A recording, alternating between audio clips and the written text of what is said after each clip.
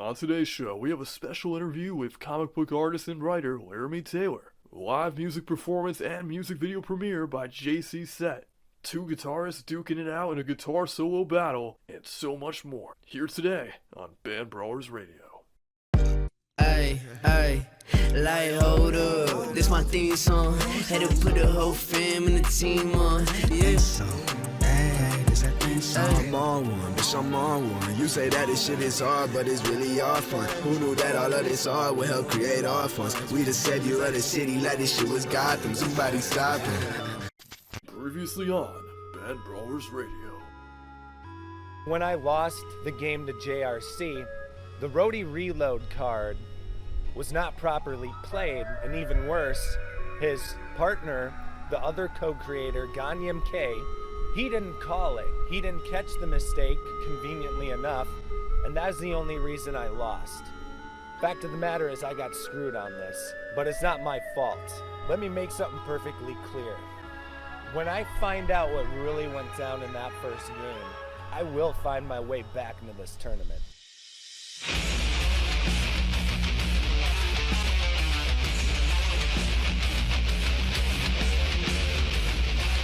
Welcome everyone to another exciting edition of Band Brawlers Radio.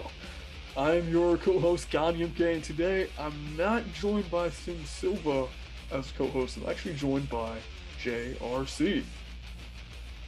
Hello everyone, good to be here. Now J.R.C, of course, people know that you and Silva have been kind of beefing lately.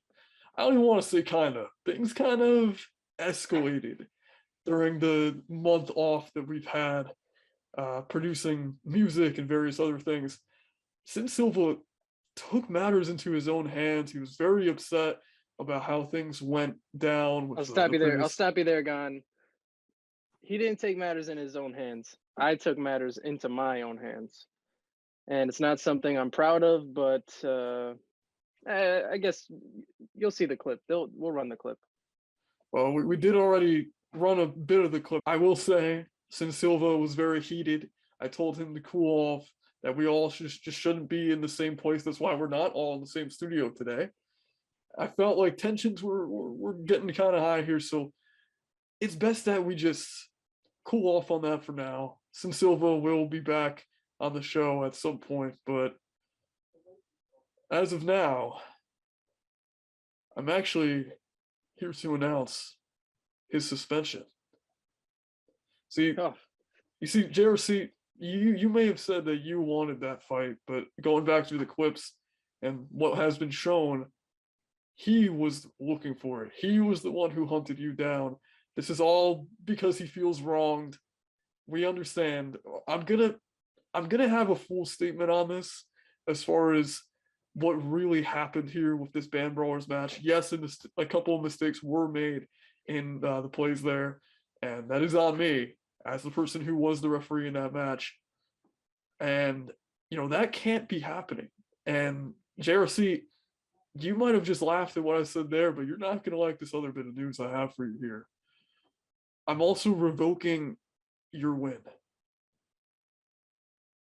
from the Band Brawlers World Championship qualifiers. After further consideration, you mean? After further consideration, after reviewing over the footage, seeing what actually went down in that match, there was a mistake, and due to the integrity of the game, I can't have the first ever.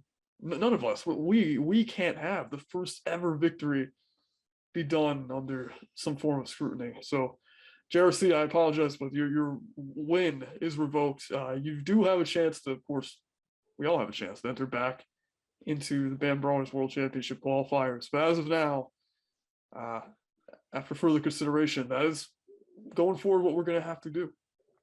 All right. No sweating. I'll just enter back in the Band Brawlers tournament and win it back. It's fine.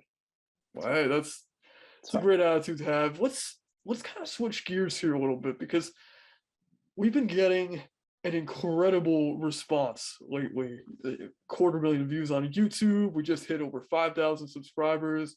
I just want to take a second to personally thank every single one of you that's been going Thank ahead you, and guys. checking out the show.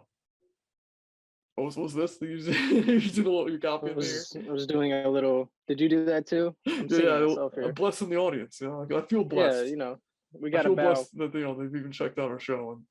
And shouts out to Christoph again, by the way, for that first show, because Yes. I feel like a lot of that came from people knowing him and being recommended from the Swiss beatbox community. Shouts out to all of you who found us through there.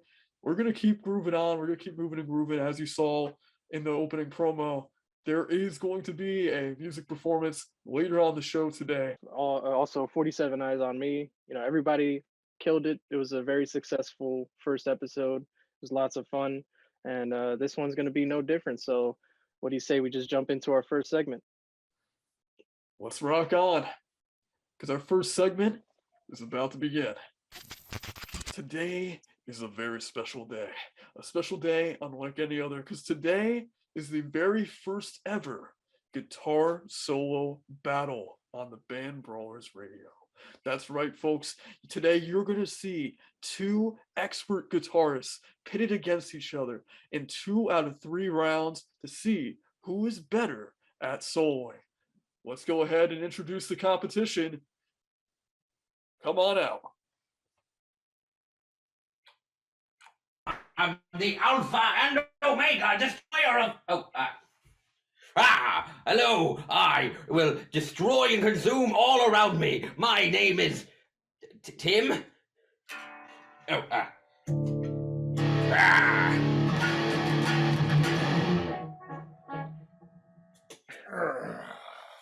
Great stuff, Tim. Thank you. Tim, I am Tyler. Fake name. Good to know. Oh, Pleasure. Very nice to meet both of you. Now, as we stated before, this is going to be 2 out of 3 rounds, but JRC here will explain the details of how this is going to work. Alrighty, so the two of you are going to have 30 seconds each round. We're going to go around twice, or if it's a tie, then we'll go best 2 out of 3. And yeah, I didn't hear the rest of the rules, so we're gonna need to well, refresh that on is the rules. The rules are actually quite simple. So let's go ahead and flip a coin to decide who is going to go first. Do you have a coin? Does anyone here have a coin? No, but I do have a D4 we can flip. Let's do that. That would be perfect. Hold on, let me pull out my It might dirty get bag of complicated. dice. I don't know how many numbers are on there, but Just call even or odd. I'll be even, he'll be odd. okay. you go. that works. Okay, odd goes first. Alrighty. oh, wonderful. I do live an odd life. Let's just get that timer. All right, do your best, charlatan. You're probably awful and not that great at all, so go ahead. Alrighty. Are you ready? Ready.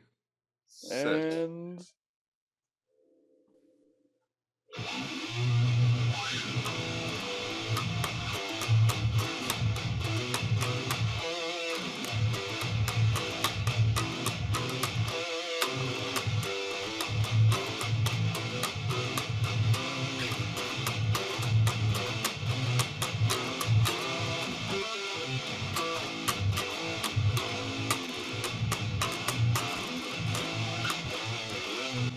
And time. All right. That's what we call in the industry was bad fast. and dumb. I will let you know my riffs have been known to melt faces and abduct children. Let us see if Tim can bring the fire. Did I say my name was Tim? I meant my name was Derek. Oh, I'm starting to what a wonder who fake really name has the that fake name. is. Exactly. Yes. Who really has the fake name here? I wonder now. All right. Whatever your name is, let's see what you got. Let's Eric, see what you got. The reason I Tim. give you fake names is because my real name will just erode your mind. I see. It'll melt our minds. I don't want that happening here on the show. But let's go okay ahead then. and see what you got, Tim. Tim O'Derrick. Ready? And oh, there it is.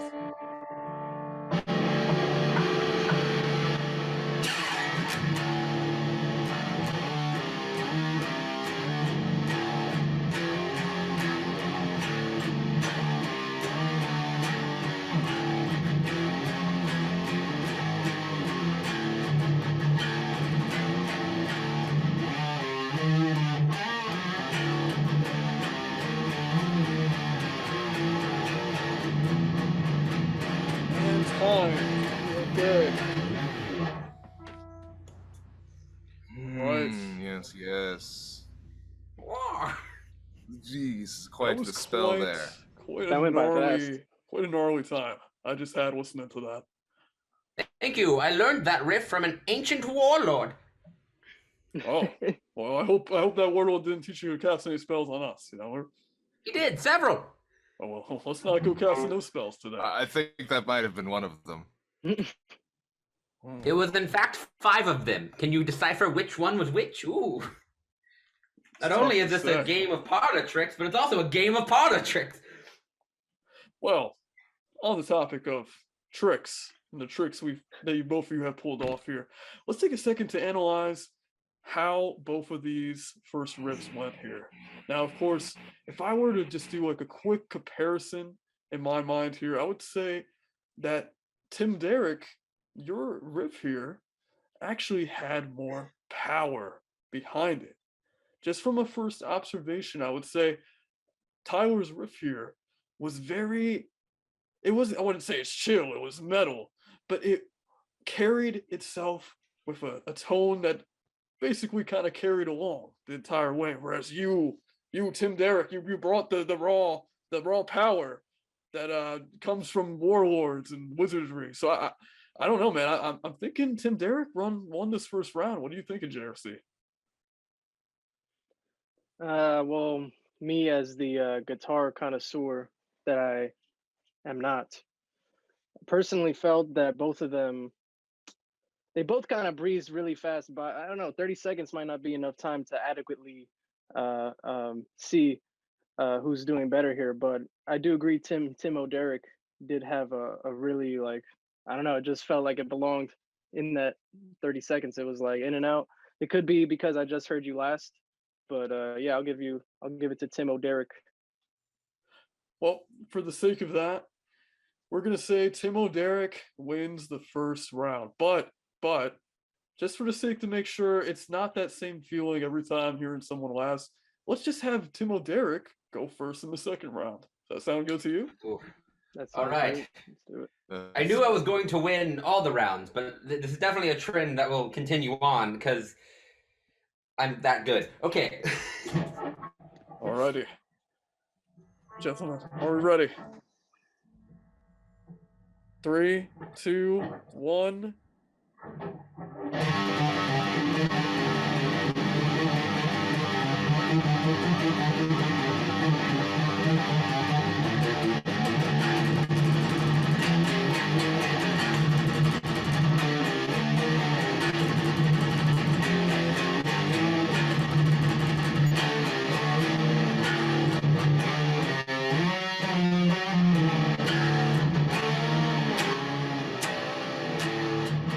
And time. Okay.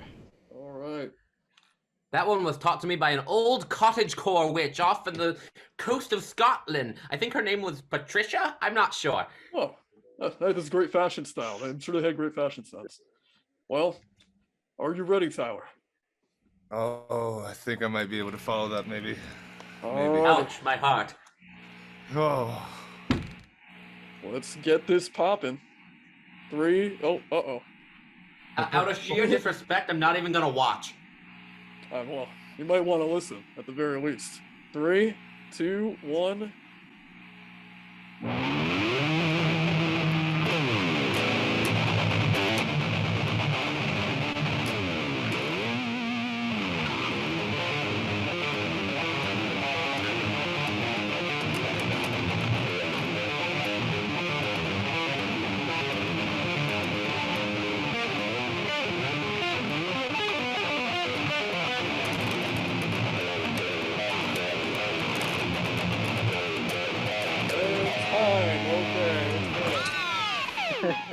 Where did you learn that? Wow. Who are you? The variations in the bonds of in that? Asgoth. Ooh. Well, I didn't realize you were also a realm traveler. Oh, That was quite, impressive. quite. You know when the Flash moves so fast that it doesn't even look like he's moving at all? That's what your fingers just reminded me of. It's a good analogy. I It's like, appreciate, it was I just- appreciate it the was like, compliment. Damn. Oh, Lord, I'm in trouble. I'm just blown away by how much Alright, you were well, able to do with that time. and how many variations were in that, just in that 30 seconds. Even in the last few seconds, you were going into a brand new variation there. I had to keep some interest for you guys, definitely after the first round. It's like he's better than me at guitar or something. Well, what happened to all this talk, man? You were talking yourself up? What's going on here, man? Well, you see, in order for my spells to... Is he gone? I think we lost him. All right, well, he's not here, but Tyler, you move on. Like, you definitely won this round. Sorry, I did sign a contract. That does mean that you guys are gonna have to have this final round here. This was not planned. We did not know we'd make it to this final round, but here we are. So. Well, Tyler, if that's your real name, it's been a pleasure, and I hope to see you in whatever afterlife exists. Well, if that's the move, we shall reconvene there. And I'm going to fist fight you with my hand. The battle rages on. We got one round Who's left. up first? It'll be Tyler this turn. I almost feel like Tyler should be saved for last this turn. I don't know why. That's fair. That's a good point. I just feel like that's the mood. That's the vibe. Yeah. Oh, if I was to quantify our reason, I'm sure I could come up with one. But let's go. All right. Well, whenever you're ready, sir, we're gonna start the clock right about now.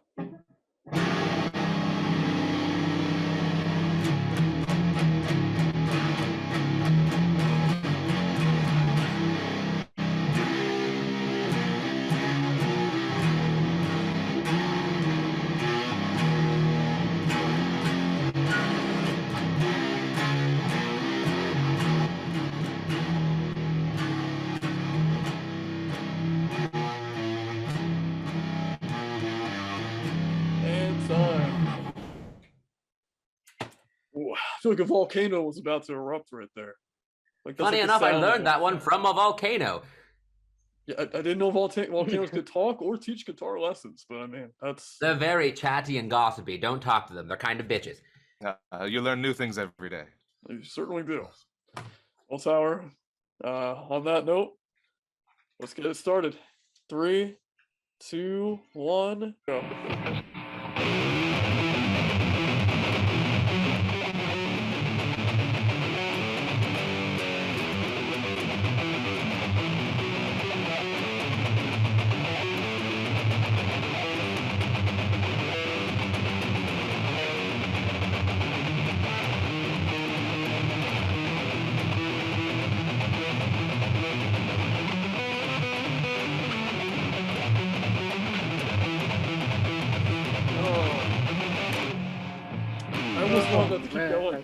That was so bad and awful and dumb and stupid. How dare you? I didn't even want to stop the time. I wanted them to keep going. Yo, seriously. Well, I think it's clear that I've won this battle, so we can go ahead and end this. Well, let's hang on there for a second. Nice. Let's hang on there for just 1 second. Now, both of you brought some really unique guitar styles to this whole competition. We're not going to deny that. And you know what? You should believe in yourself more, Tyler or Derek or whatever your name is, because, you did great. You didn't just get yourself past the first round. You got yourself past the second round. But I will be honest. After hearing that last guitar solo by Tyler, I don't even think I need to ask Jacob what his opinion is, because I feel like I already know. And I feel like I agree with it. But I'm going to ask anyway. Jacob, how did you feel about... Hold on. He may have a wild curveball of an opinion coming up soon. Oh. Is that I true? do not. But I will say I had the same kind of feeling with both of those 30 seconds. I kind of felt like one of the hobbits going into Mordor, about to throw the ring in a Mount Doom, which I'd say is a pretty good feeling to have. But there was, I don't know, Tyler, there was just a lot of complexity, like ups and downs. It felt like a journey. It was really cool. So I'll go with Tyler for the third round. That makes sense. Doesn't even hurt my feelings one bit. So Apologies. it all comes down to this vote here. If I vote for Tyler, then he will be the unanimous winner. But if I vote for Derek, Tim, if I vote Oh, I'm for sorry. My name is Bob, actually. if I vote for Bob, Is that short for Bobbert? It is, yeah.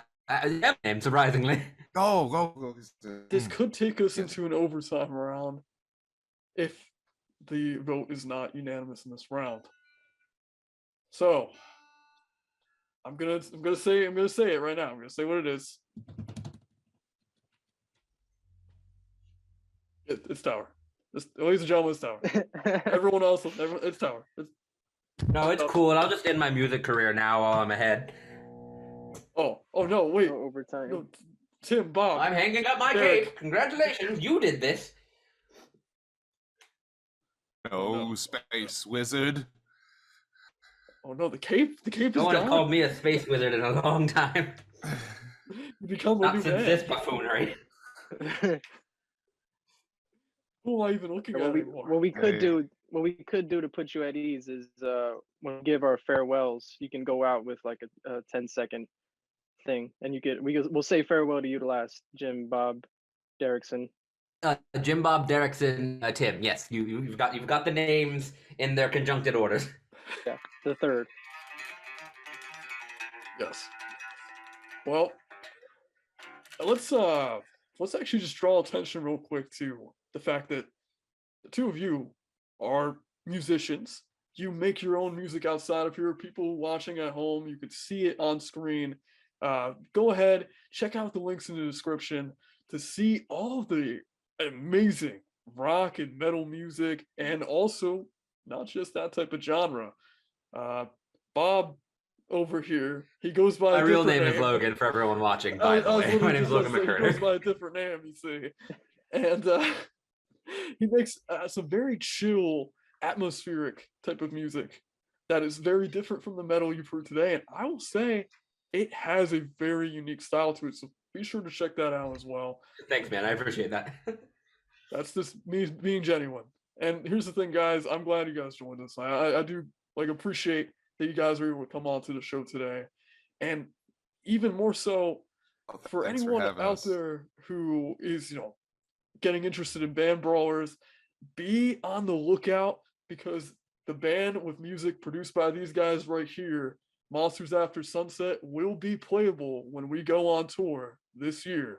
So when we go on tour and we play band Brawlers, be on the lookout for Monsters After Sunset. You'll know the two guitarists who did it. Well, thanks for coming in. It's been a blast here, going head to head with Logan, my man. If you liked what you heard today, don't become disappointed when you hear that my music isn't anything like this. But Tyler's music is. He's an amazing musician, and I'm glad to work with him. Thanks again, guys, and make sure to check out everything else on this channel. Peace. I'm leaving. I'm running away now. Bye. Definitely look at Logan's stuff. He's got some great stuff out there. And I've got a huge variety of things on my YouTube page, which will be down as well in the description below. So again, man, check out Monsters After Sunset here, and we'll see you next time. Woohoo. Did it. That was fun. All right, we'll end I this one. didn't actually run away, by the way. Look, I just popped the blue, so this verse for Nib Hustle. I ain't even have to pop that I been bustin'. All my money blue, you would think I'm crib cousin. Used to come home, grandma think I did something. Now I'm all grown, I can tell that she pray for me. Ask God, if you love me, then why would you take from me? Now I don't question shit cause of the man he made of me. Word to Nip, I bossed up, got the Benz and got the Benz a friend. And I own them both, I'll be damned if I go rent again. Grinding hard, I did it by myself, nobody pitching shit. Write my best shit when I'm high, smoke a L to win again. There you go, now you know why I'm rolling, and I'm rolling. If it ain't money and rubber bands, ain't shit around me folding. I see shorty want me cause I'm scoping, and I notice she just want my heart, but she can't hold it cause it's frozen. See my whip and the ice got wide. She vision and sucking my dick up inside. Trap just got out and he still down the ride. Nigga, I still want my brother on head. Niggas on IG be frontin' and flashing their money like niggas ain't frontin' them. I know a couple of people that I need to press when I see them, like bro with a bread. And when I see them, I won't wanna be them, cause whoever with me gon' cover your head. I was a kid and no cop, I was serious. Money, 2 commas, you just got a period. Funny cause we could've buried it. Now you moving on some scary shit. I don't know, these niggas rather act like a bitch instead of act like a man. Example, they see what I'm wearing, they see what I'm whipping, and they catch a tantrum. Independent, all this revenue mine. I ain't paying back advances. Y'all wasting y'all chances. Take that shit to Atlantis. RP to go.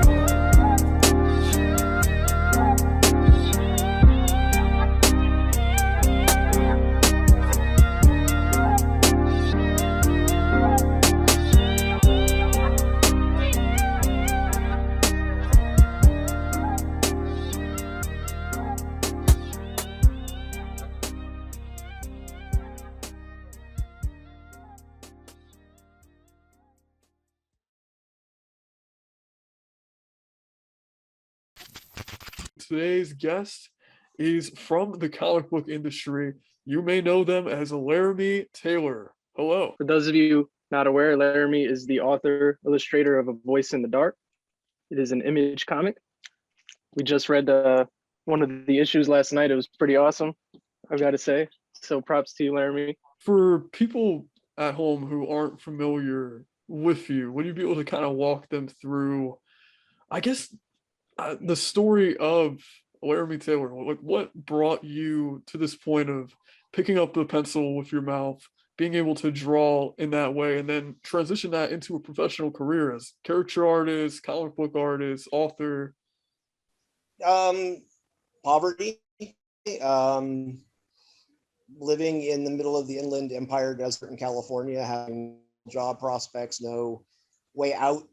Couldn't really do caricatures there very much. I wanted to get into television writing and took some TV screenwriting courses, which this was back in the early 2000, like 2005, 2006. And they basically said that we love your work, but unless you live in LA, you're not going to get any work. So they said, try comics. And so I started looking into that and writing for comics. And nobody wants to take a writer that's never been published before. The trick to being published in comics is you have to be published to get published, which is silly sounding, but it's actually true. You have to be published to get published, or you have to know somebody.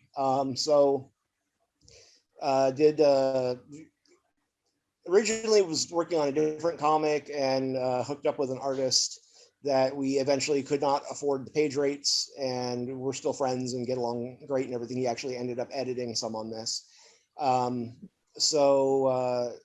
Just figured, well, I can draw caricatures, I can do faces, I just have to learn how to do everything else. And my partner Silv is an artist as well, and kind of put me through an artist boot camp for about 3 months. And I put together the first issue of A Voice in the Dark there, and did a Kickstarter for it, figuring that if I could take a printed little 50-some page trade, it's actually the first 2 issues, the first issue being a double issue or a bonus size issue. If I could take a printed trade with a beginning, a middle, and an end and show what I can do to publishers, then maybe they'll actually take me at that point, and that worked. So did a Kickstarter for it, got it printed, took it to Comic-Con, or not Comic-Con, it was WonderCon. Took it to WonderCon in Anaheim and shopped it around to a bunch of indie publishers, and several of them were interested, and I ended up going with Top Cow. Wow. I mean, so just getting to hear that story of like being able to self-publish something, overcoming that, even doing a Kickstarter, you did so much on your own just to get notice, right? In that regard. Basically, yeah, to try to get something going so that I could try to make some money and get out of where we were, and it ended up working. The first issue of A Voice in the Dark did 11,000 copies, which isn't huge, but for a premiere from a nobody black and white book, that's actually not bad at all. And so between the first couple issues, the checks I got for the first couple issues allowed us, with some help from friends, to move to Las Vegas, and we've been here since then. That's That was back awesome. in about 2000. Yeah, you had sent me a video of you drawing on the Las Vegas Strip. We can actually have David pull that up on screen here, because very fascinating just seeing your process of how you do this, because this isn't something you could look up online about, oh, how do I learn how to draw with my mouth. It's definitely a complex thing to just be able to pick up a pencil and do that. You said the fact that you even did that in 3 months, the artist boot camp, that's definitely impressive. I've been drawing since I was little. Kids draw in color and everything. I just had to do it with my mouth because I can't use my hands, and that's just the way I did it. So it's actually just been normal to me. It hasn't been something different or unusual or difficult. It's just the way I've always done it. I couldn't tell you how hard it is compared to whatever. I know that a lot of people try doing it and laugh as they fail horribly, but that's always amusing. But I've been doing it since I was little. The earliest days coloring with crayons, coloring books. Like 2-3 years old. I just did it with my mouth. That's fascinating. I actually I wanted to ask, like, looking back on it, you did a lot, the Kickstarter and the issue, which I know you broke into like 3 parts for that premiere. Looking back on it, do you think you would have? Is there anything that you could have done differently to actually like speed that process up, or anything that you wish you could have done to get there, or you think that was that like just so solid that it worked perfectly? Just looking at the difference between issue 3, which is the first new material after the initial Kickstarter, after it got picked up by Top Cow, the difference between issue 3 and issues 1 and 2, which was the Kickstarter material, the level of quality difference is night and day. So if anything, I kind of wish I had been better when I started, but it was, you work with what you have. I got better by doing it. Yeah. So, 3 looked as good as it did because I did 1 and 2. And then there was some downtime in between where I was drawing constantly still. And really, the best way to get better at something is just doing it all the time. That whole saying, something for 1,000 hours, you'll become a man, it's, or 10,000 hours, I forget what it is. But anyway, it's true. Yeah. The more you do something, the better you get at it. I think that just shows like you kind of just have to dive right into it. And even TV shows and stuff like that, you see the progression in the first few episodes because the people making the comic or the show or whatever, they get better because they're doing it, and you see the difference. That's pretty cool. So it's, looking back at it, I wish I, was better to start because I think I would have kept more readers. The first couple issues came out and did well, then it kind of nosedived after that, but a lot of comics do. But I think that it would have done better, potentially if it had been stronger art in the beginning, but the story was good and my pacing on it was actually, I go back and I read the first couple issues, and while the art makes me want to stab myself in the face, I'm really proud of some of the writing and some of the beats and the structure of some of it. Seriously, the art is not that bad. Oh no, not at all. The first chapter, first issue, it really holds up. I just checked it out last night. But well, thank you. But yeah, it's by the time it got to issue 7, where she finally kills again, I was able to actually do that scene and be able to pull off everything I needed to do in that scene. I don't know that I could have initially. It was just part of the reason why I paced that for the end of the first arc, was because I needed to build up my chops to that point to be able to do everything with minimal dialogue and maximum visuals for that chunk of issue 7, where it's all pretty much action. And again, I still wish I could go back and redo things, but you're always going to be like that. I think if you're improving, you're always going to look back at things you did a few years ago or 10 years ago and go, I wish I could do that over again. But for sure, that's the curse of every artist that actually bothers to keep trying to improve their craft and work harder and do better. Absolutely.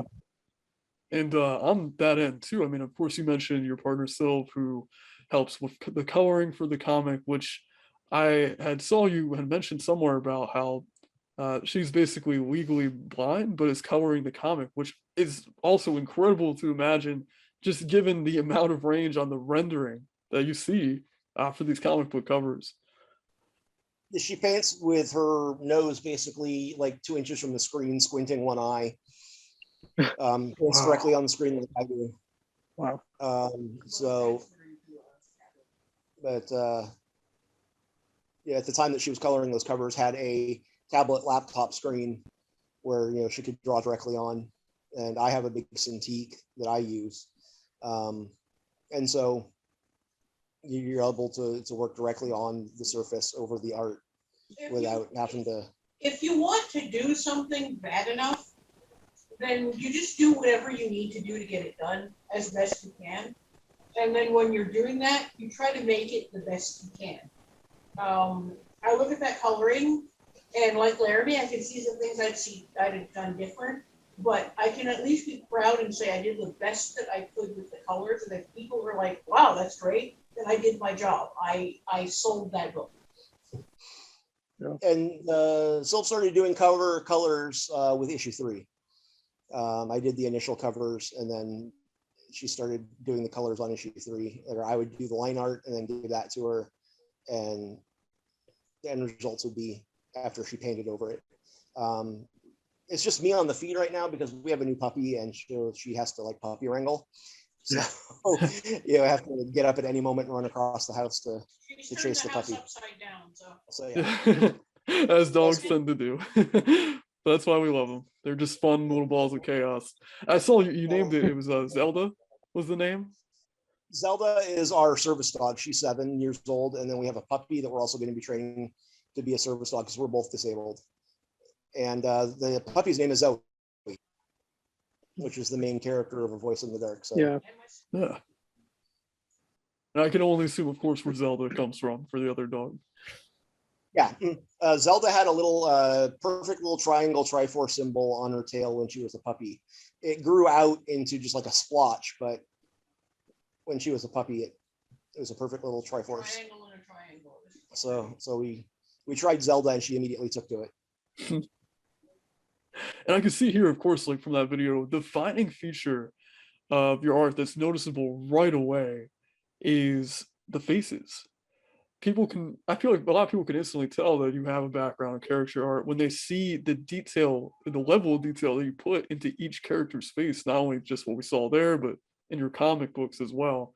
Is there a reason why you tend to gravitate towards faces when it comes to like just like the focus with a lot of these character designs? Because of caricature, because of having a background in caricature, which is all about capturing the likeness of the face and the expression of the face, and that basically that's where my roots are. When I was in junior high, I had a junior high art teacher that was a caricature artist, and he used to draw like Hulk Hogan and Michael Keaton's Batman and Jack Nicholson's Joker and everybody, and do little cartoons of them, and he'd draw caricatures of us in class just sitting there doodling. And I thought that was like the neatest thing ever. And so he started getting me into doing caricatures, and I became kind of a protege of his and started going to the grad night for the local high school, and did all the way up through my own, started like when I was 7th grade doing the grad night in our city, our town, and did it all the way up through my own graduation. Through my own grad night, I worked my own grad night doing caricatures with him. So because he would get way more people than he could do, so I would handle the overflow. Okay. Jake, there's something you want to add there? No, I was actually just thinking of the comic. Yeah, I know. For some reason. It's one of those ones where it does get you thinking a lot. I think that probably just because of the fact it's got that psychological horror element in there. It tends to get you thinking a lot and get you into the head of the character. Yeah, but, I'm definitely gonna have to finish that one. It's worth it. I checked. I remember I had mentioned to Larime I had read through the work. It's definitely worth checking out. But I started with A Voice in the Dark because I'm like, okay, well, what could I draw if I'm doing a comic book? Since really all I can do is faces at the moment. What do I do? And it was, well, I have this idea for a psychological thriller about college kids. I live literally 2 little streets from a community college, and all the people I know go there. So I'll just do that, because I have tons of people to model and reference, and I was taking photos for everything that you see in the comic. I did photo references of. It shot every single panel, and then would use the photo references to draw from. And I think over the course of the first 7 issues, I had like 11 different young women that stood in as Zoe.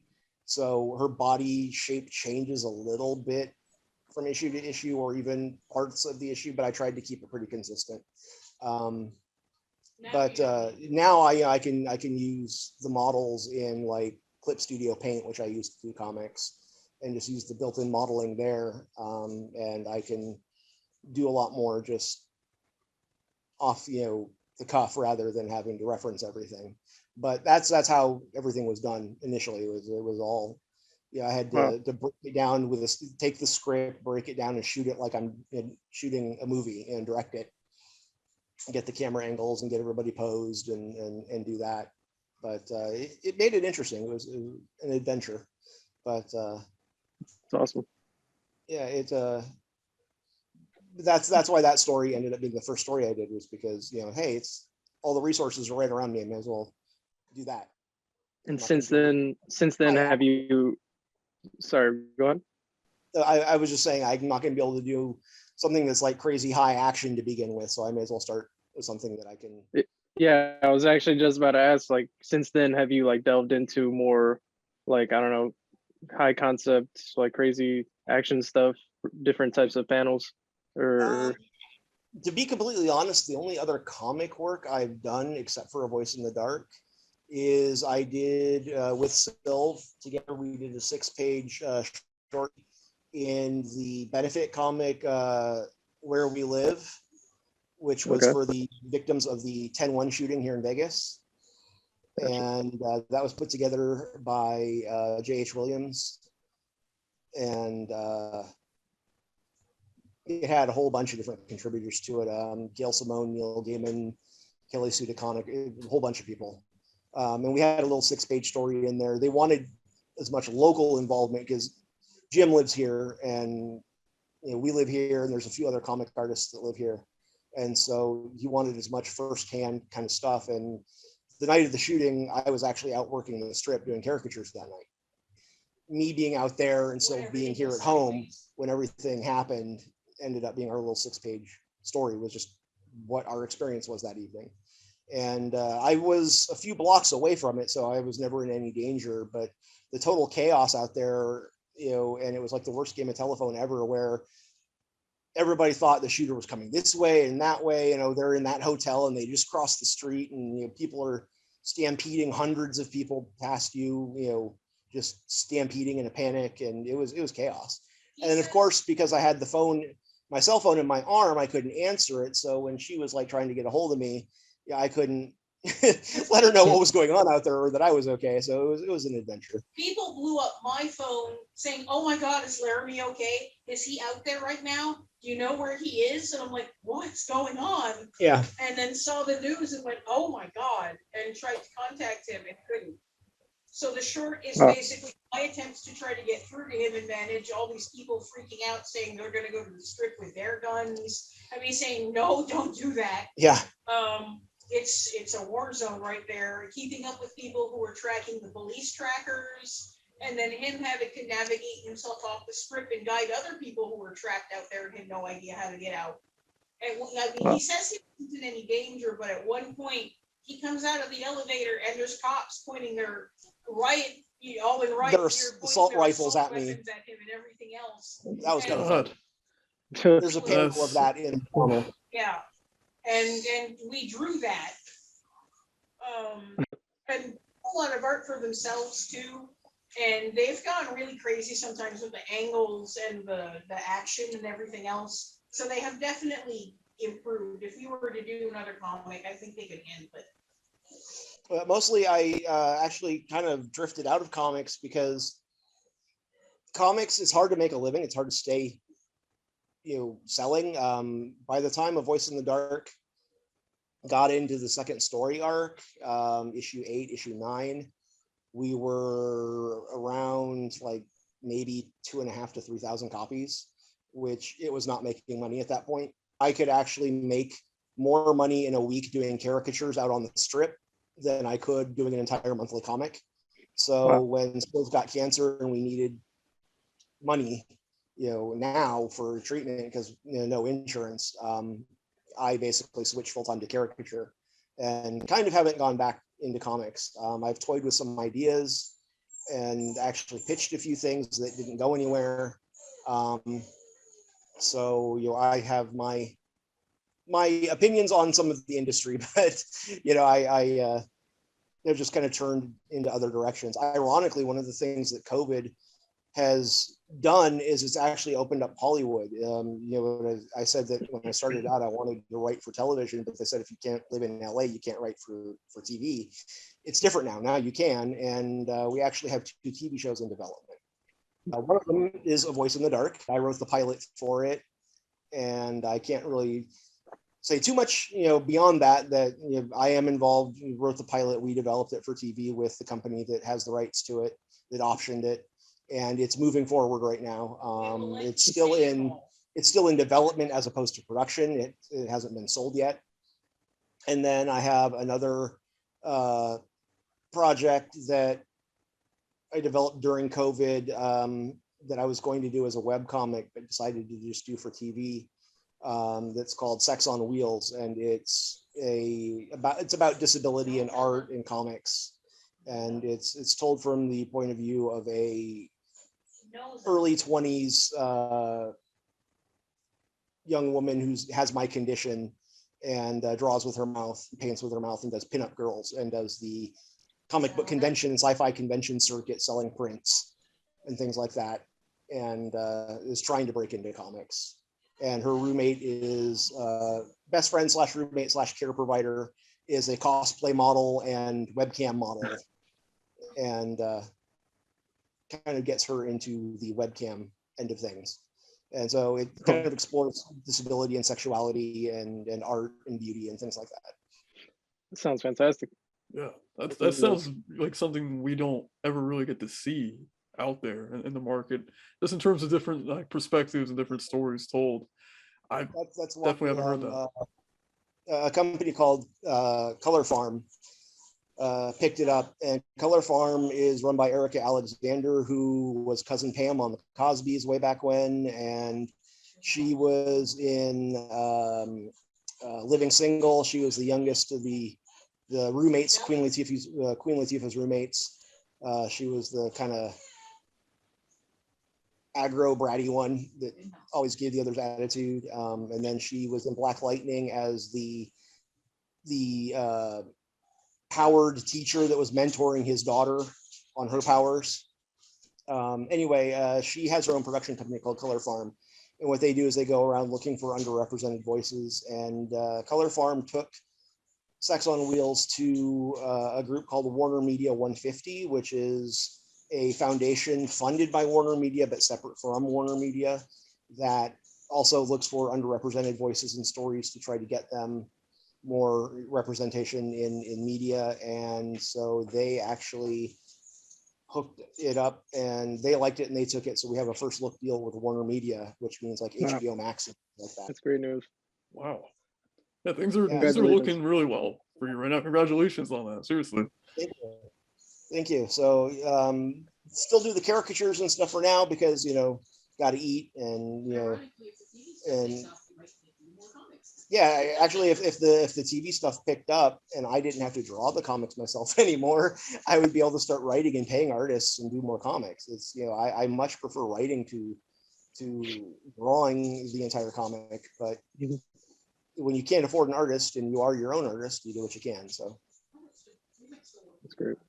Very true, very true. And there was actually, speaking of art, just different directions that you went with things. I had saw, if David could pull this up here, I had sent him a couple of screenshots. I saw something interesting. You basically kind of started a movement of anti-NFTs, essentially. That it's a movement. If it becomes one, that'd be awesome. But I've never really been comfortable with crypto and all of that, and I'll spare you the arguments, because I know a lot of people are for, a lot of people are against it, and that's not really what I'm here for. But I've never been comfortable with it, and I particularly am not comfortable with NFTs for a number of reasons. The two main ones being that a lot of artists' art is getting stolen and turned into NFTs and sold, and the artist doesn't even know that their art's being used. And one of the big arguments that the pro NFT people use is that it's, giving money to artists. No, it's stealing from artists, and you guys aren't sharing. But the other thing is it's making kind of forced scarcity. It's taking something that doesn't have to be scarce and making it scarce artificially just for the sake of it.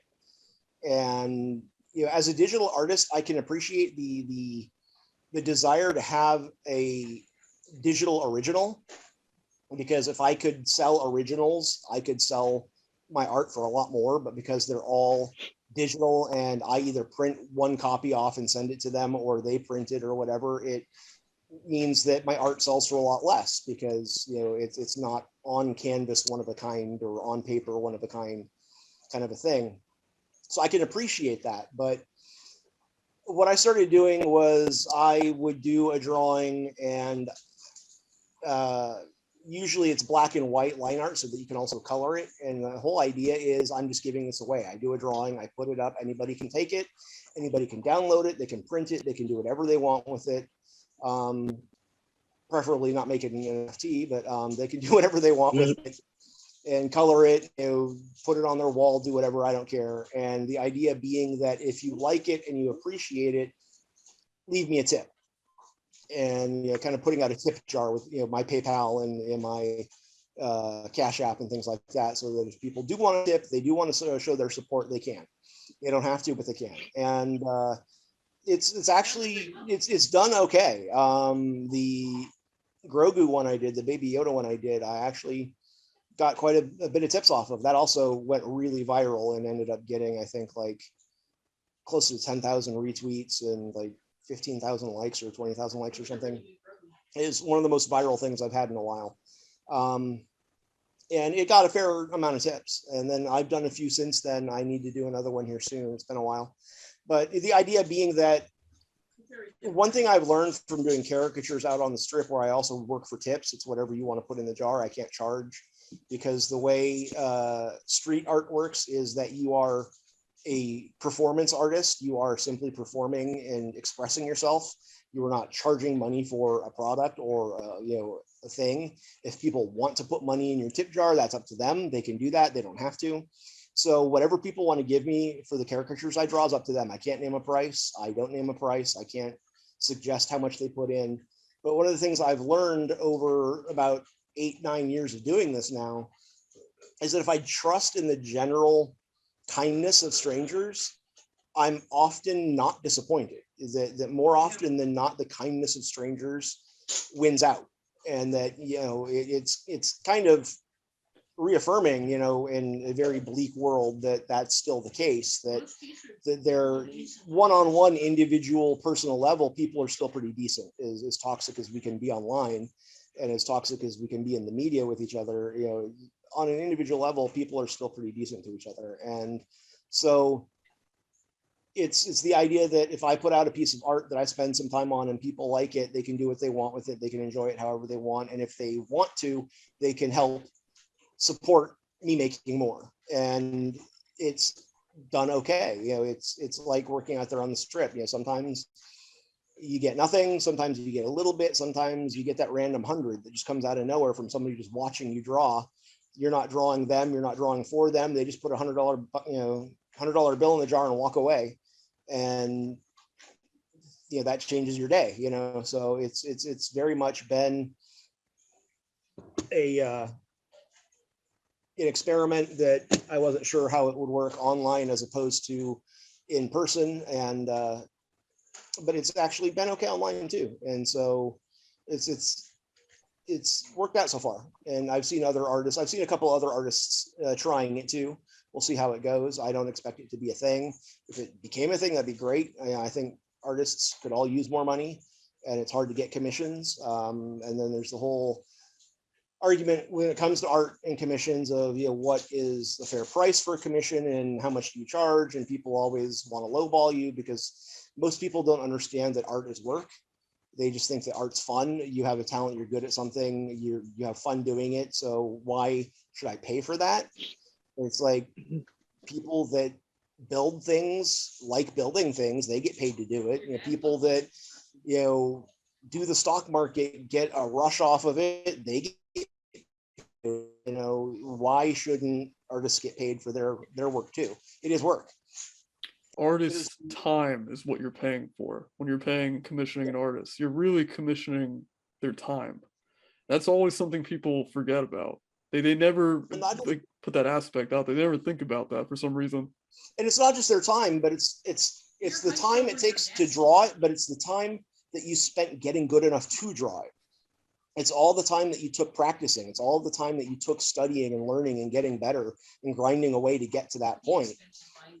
And, it's your expenses, your materials, that's all factored in there. There's a story, I think it was Picasso. One of the famous masters, a woman asked him to draw her in a park. Can you draw my portrait? And he said, sure. And he whipped it out in 3-4 minutes.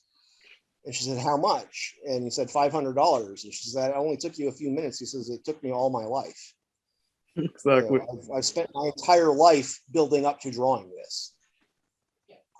And that's something that people don't really think about with art, is that, I can do a caricature in 15-20 minutes, but or less, but how many years did it take me to get that fast, to get that good, to make it as accurate as it is now? And so it's like anything else, it's a job and it's work. And I think that people are so used to being in jobs that they hate that they that when they see somebody doing what they want to do, I mean, in our case, it's necessity. We're disabled and we're filling niches that we can do. It's not like we can go work at McDonald's or do that kind of thing, or sling poker chips or clean hotel rooms.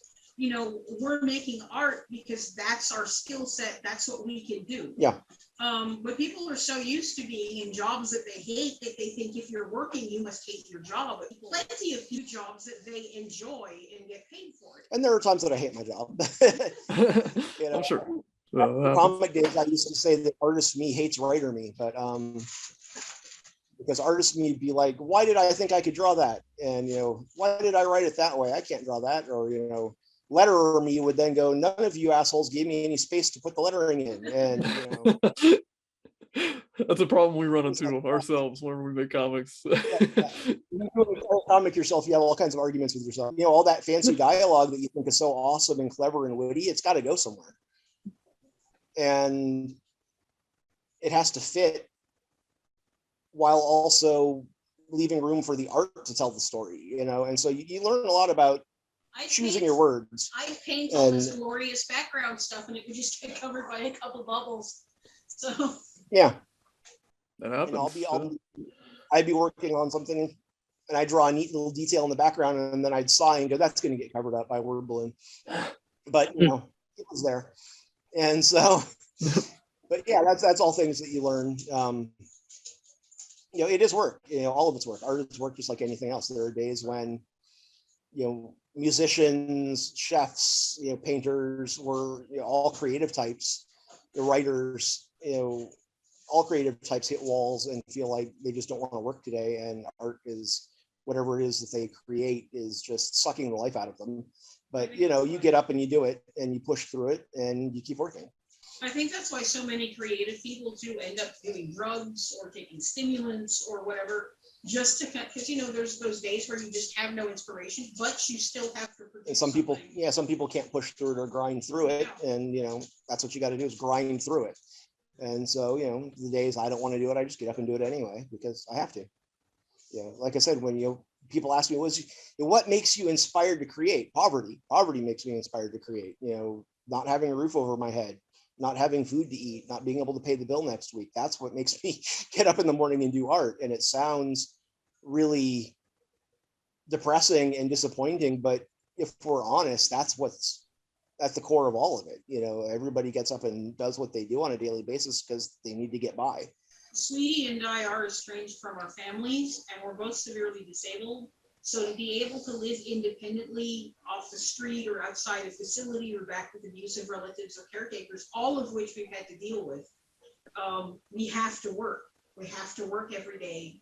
We have to every day is a hustle to stay independent and to stay free and live life on our own terms as best we can. So that really is our motivation at the end of the day to do everything. Unlike a lot of people, like artists especially, we're very practical about that. Yeah, and I would love to give some uplifting answer about, you know, what inspires me to create, but you know, on a creative level, as far as what inspires me to tell stories, it's having opinions and having experiences that I want to share. But as far as what really makes me get up and go to work in the day, you know, in the morning, it's needing to survive. It's basically always going to be the case as long as we have the current system that we have, where, you know, in order to just have your basic daily needs met, you have to do something that society deems as valuable enough to give you money for it. You know, artists back in the day used to have patrons, and Patreon is kind of an interesting site for that reason, that it kind of lets artists get back to creating and doing what they want, and people that want to support them can support them. Ironically, I don't really have a successful Patreon account because I don't really do art that works that way. If I was just doing, you know, pinups here and there and just random drawings and things, I guess maybe I could. I tried it and it wasn't working. I don't tend to create that way. I don't just draw for the sake of drawing. I have to have like a story or something to tell. So, you know, caricature and things like that, portraiture, that's all stuff that people come to you for. That's not something that you can really set up a Patreon and expect people to really subscribe to it. But, you know, hopefully with TV stuff, you know, I'll be able to actually start creating more for fun again. But which is always a great feeling when you're creating something. Yeah. Oh yeah. And it does feel good to create and to accomplish something, and to be able to sit there and go, I made this, you know, that's great. I love being able to pull out a trade of A Voice in the Dark. That's the first 7 issues, you know, with the Image logo there on the spine, and know that, you know, we made that. That's something that actually came out of a whole lot of work and a whole lot of, you know, turmoil and some pretty rough times, but there's something good to show for it, you know, and I love that, and I can't wait to do more of that. It's just comics isn't a great way to make a living. It's a side hustle. It can't be your day job for most of the people who are doing comics. You have to do something else to be able to financially support yourself, at least until you break through and you get big and you get all that work. But that takes years. It's very rare for somebody to just burst onto the scene and then be insanely popular and then get all the work and be able to support yourself that way. It very much is a grind that you have to work hard at. And like Larime had to do, he had to do his trade, he had to do this, he had to do that, just to be able to get his foot in the door. And even once he got his foot in the door, maintaining those sales is still something you have to deal with. And that's a whole other thing that I won't like waste you guys' time. But, you know, 2 of my closer indie comics friends, Terry Moore and Jimmy Kitty Robinson, you know, they are day to day. You know, they have been in the industry for 20 years at least each. You know, Terry Moore did Strangers in Paradise, for crying out loud, you know, and he still has to every month eyeball the numbers and see if he can keep doing the book he's doing, or if he needs to, you know, try something new. And Jimmy over Shadowline on Image, he's the same. You know, he's done, you know, Bomb Queen and a bunch of stuff, and he's had some really good titles that just nobody bought, and he has to go back and do another Bomb Queen arc because that's what people want to buy. And, you know, and, you know, he's had some really cool ideas that didn't even do enough pre-orders to go. You know, the first issue didn't even come out because it just didn't get enough pre-orders. And so he had to scrap a really neat idea that was very personal to him and move on to the next thing. And, you know, and that's comics. And I don't have the patience for that. I need to make a consistent, regular amount of money to support us, and caricatures and commissions, largely do that. So I think recognizing that, finding what it is that is an immediate thing that can give you something, that's actually going to have an immediate return. I think that, of course, that was so smart, those thinking on your feet. There's a lot of things you did just throughout hearing your whole story where there were multiple times where you did something, you made a choice that got the right attention at the right moment. It goes back to the Kickstarter, goes back to a lot of things you mentioned. I think that's what's I found like some of the most fascinating about this conversation is just all this comes from the same thing. There was a moment of desperation and you made a choice. Right. Yeah, and it's about basically you do whatever you have to do to try to make things happen, to try to succeed, to try to live to fight another day, and whatever that is, I throw myself at it and just put my head down until it's done, because that's how life is. You just keep working, and as a disabled person who can't do much of anything for themselves, you learn very quickly that if you want any level of security and comfort and stability, that you got to just grind out whatever you can and take every opportunity that comes by. You can't afford to second guess. You can't afford to, well, I don't know if I'm good enough. No, you just do it. You just try, and if you get lucky, it works out. And I've fortunately been incredibly lucky on a couple of occasions that have helped kind of boost me up to the next level, and then I ride that level for a while, and then something will come along that'll bump me up the next one. And that's not to say that he's not, say, apprehensive about some of the Oh, choices yeah. he's making at the time, but he's doing it anyway and then counting on himself to be able to rise to the occasion, and that has saved our butts so many times. And just doing that, it seems like when you do that on a consistent basis, your life may be challenging, but you just find more opportunities will come up. That commission will come through, that offer will happen, that TV money will trickle in. Something always seems to help us at the last minute because we're trying so hard. And I constantly second guess myself and doubt whether something can work or whether I can pull something off. At the same time, if I'm talking to you about it, I'll come across as extremely confident that it'll work and that I can do it and that it'll happen. But that's the mindset I have to put myself in to make it happen. Because if I do let myself get into the second guessing and the doubt and things like that, then I'll just become paralyzed by it, and you don't end up doing the thing. And the one way you'll fail is if you don't. On that note, I mean, in all of we researched a lot because we've known that you were going to come on the show for a while, and in everything that we found, like interviews and whatnot, none of them, I feel, did you like proper justice. And I think hopefully we did that and became like the definitive Larime Taylor interview, at least for now. Awesome, thank you. Appreciate that. No, it was a pleasure. You guys, were great, and some good questions in there, and I really appreciate the opportunity to come on here and talk about these things. Yeah, we of course really appreciate your time that you're able to come on the show and talk to us today. And of course, to everyone listening, to everyone watching, please go ahead, check out the links in the description that were provided. You can go ahead and donate to Larime Taylor. You can tip Larime Taylor. Feel free to also check out A Voice in the Dark. A link to that as well. If you want to go check that out, purchase from Image Comics online. And from us to you for now, this is Band Brawlers Radio. Signing out. Thank you, Larime. Thank you. All right, take care, Larime. Thank you. Thank you. Appreciate it, guys. All right, David. Now is your time to shine. People are probably wondering, David has returned to the show, and he's just chilling here. There was someone in the comments in our last episode who's like, "Where's the guy who talks about Jojo?" Here he is. And you know what? We talked about this before the show. This is kind of me putting you on the spot. Just, I don't know. Take it away.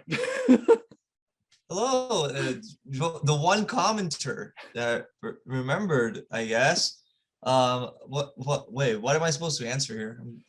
I mean, I guess people have probably been wanting to know for a while now what you thought of the ending of Part 9 of JoJo. Now that it's, concluded, it's over, it's done with. Is it an impromptu discussion slash review? Just like very like nutshell thoughts, like just very brief, Oh, it's part 8, doofus. Oh man, part 9. Well, clearly I'm the non-JoJo reader over here. Okay, go ahead. Yeah, so part 9. What a spectacle that was. That was depressing. Number one.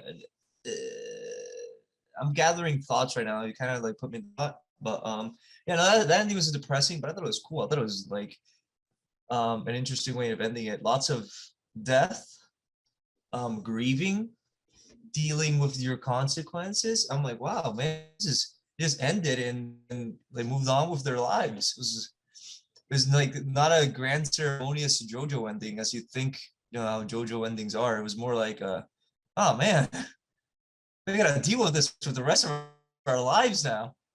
Do you think the world situation might have affected that ending? Like Araki just like actually getting upset and just wanting to end it that way? Maybe it's just, No. You think that was always the plan? I feel like he wanted a morbid ending. I guess. Like, I mean, he's always been one to like be like, you know what? I didn't do things this way last time, so I'm gonna do it this way this time. He is kind of that guy who you will definitely. Maybe. I'm not gonna pretend I know. I'm just gonna say how I see it. I'm going to assume he did things how he wanted to do it. I'm not sure if it was intentionally planned that way, because like again, I don't know how he is. I know he's kind of spastic when it comes to decisions.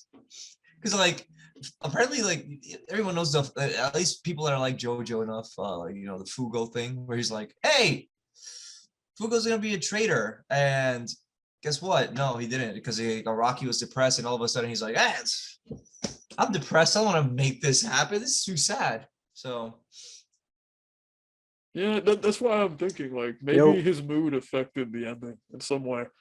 Oh, Jacob, you're still there? Hey. Yo, what's up, man? All right, well, JC Sett. All right, we're about to get into the next thing here. So David, thank you. What? Are you kicking me out? There's more for you. Oh God. I don't know. I felt this is like unceremonious, but I guess I'll take it. I mean, timing. No, it's fine. The timing is bizarre more than anything. That I don't have much of anything else to say. I think for everyone that wanted the epic conclusion to a JoJolian review, here you go. That doesn't matter. If you wanted it, you probably got it from other content creators that are probably way better at this than I am and are more organized and professional. I'm like, just some bozo. But for the few thousand of you that really did enjoy David's reviews, we appreciate that you checked out his reviews. Yeah, I know. I appreciate you spending your time with my nonsense, and I don't know why you did it, but hey, if it satisfied your peculiar needs, yeah. There you go. Yeah. All right. I'm glad we got like an ending on that. Little. Yeah. If you're wondering what I was doing this entire time, I made a silly little animated short. Call it Dipsticks. That's our little shorts. Anyways. Well, I'll throw that up on the screen right here. Nah, I just don't have to. Okay. Or you want to. I mean, I kind of want to. I mean, here's the premiere of Dipsticks, directed by David. All right, guys. The network is asking us to put together a hit new animated pilot. So let's get brainstorming. Let's go. Genre. Dark fantasy. All right. Setting? How about some kind of ancient dystopian city? Good. Protagonist. What if we had a female main character? Fantastic idea, Gertrude. Female leads are really in right now. Yeah, maybe give her like a super strength, so maybe she can carry like a giant sword. Let's circle back around on that one. Yes, Gertrude? In the female has large, plump breasts. Sex appeal. I like it. And her t-shirt is always wet. What? But why would her t-shirt always be wet? She's always wet. Because she's always sweating. Okay. More? But she doesn't have normal sweat glands. She has Fanta soda sweat glands, so she only sweats Fanta. What the fuck is this guy talking about? Is he an actual writer? You better watch your mouth. Gertrude here has worked on a few little tiny productions you may have heard of before. Namely, Breaking Bad, Game of Thrones, and this one might be a little too obscure for you, Young Sheldon. Wait, seriously? Yes. I was the guy who handed out water bottles. Jesus Christ. I got promoted to coffee handouter on Breaking Bad, but I got fired because I spilled coffee all over Vince Gilligan's penis. What? You know what? Get out of here. Finally. Jesus, yeah. No, not him. You two. I'm sick of your attitude. Are you serious? I said get out. You're fired. Oh, fine. Jeez. Jesus fucking Christ, what an asshole. I'm so sorry about that, Gertrude. How unprofessional of them. Don't worry. I've dealt with many ignorance like this in the industry. Well, thanks, Gertrude. I respect your own professionality about the situation. Now, please, continue describing the big boobied lady who sweats Fanta.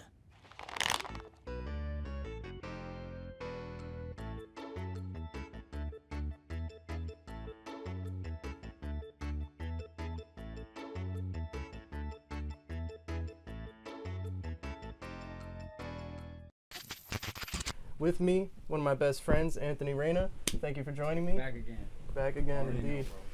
And then with him is his cousin and fellow artist, JC Sett. Yes, Thank you. This is the first time we're meeting in person. Yeah, very man. exciting. First time we met since we worked on that song for his tape, man. Sonic Cinema. Go check that out, man. Absolutely, Go check listen that to out. Yes, so sir. today he's gonna play for us 2 songs, and we're gonna see one of his music videos.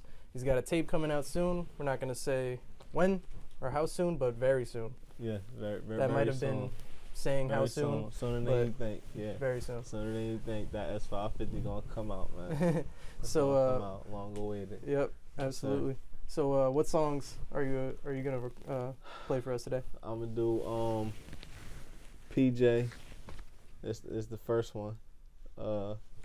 Stands for a private jet. Of course. But yeah, that's the vibes. That's the vibes of that song for me. This I'm venting on that one. Then another song, Keep Up, where of course I'm just going. Flowing. I'm just going, yeah. That's it. Love that's it. Going. Absolutely. Y'all know it's good. Baby. Let's not waste any more time. Let's get right into it. Yeah, it's JC. That's 550, baby. Coming.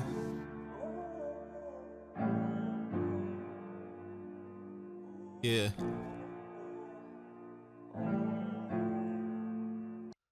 Am I alone? Is no one on this plane with me? Am I going crazy or is nobody sane with me? Shit ain't in the game to me, so nobody playing with me. Shit I'm on got me feeling like I can hang 50. Thinking about you always said that you stay with me. Putting my trust in these other women, just playing risky. I can't be caught slipping. Why can't you call distance? Why I gotta be one or the other? We all tripping. Why should I put a ring on your hand when we all living? Don't gotta worry about my brother's plotting, we all get it. Traveling out to your city, we moving all pivots. In reply to shorty text, and now I got calls pending. Trust I'ma get to it. In the middle of something, but I'm gon' get through it. Listening to all my old songs, getting lit to it. And my unreleased shit, I can't wait till I get to it. Y'all gon' sit through it. Y'all gon' realize that I was the man then.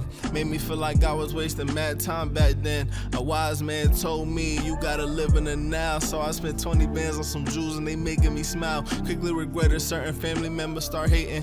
Thought I was faking till I diamond test to start blinking. Now I'm flexing on them, they just mad that I bested all them. Won't sleep, I thought Gio told you no resting on them. When they need something, only time that they check for them. The more that they ask of me, the more I think less of them. Niggas all around me, you would think that I rep something. All these bitches trying to spin the block like they left something. Leave me alone, you know that you ain't leave nothing. You keep looking for it, you gon' peep something. Told you that I'm gone, you just keep coming. I'm just praying that these women never leak nothing.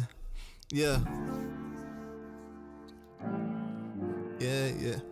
Cause they be bugging. Yeah. Be bugging on me.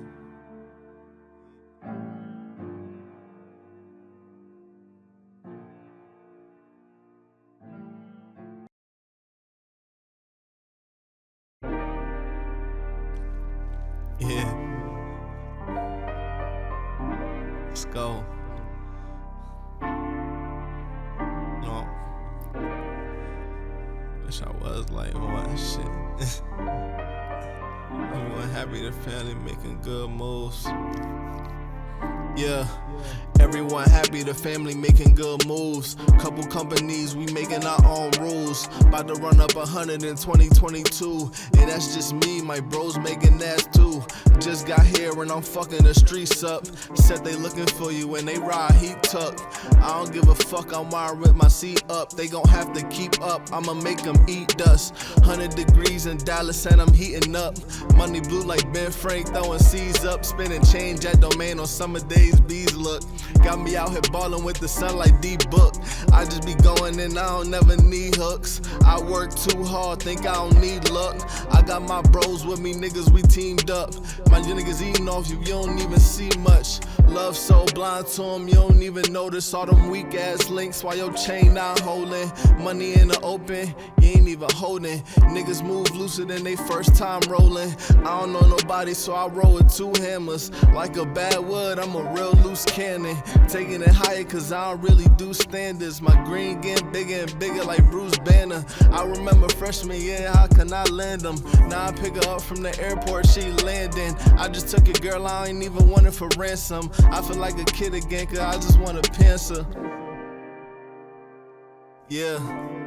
You know I got a romancer, but if she know the bro, then I got a no chancer. She get no answers.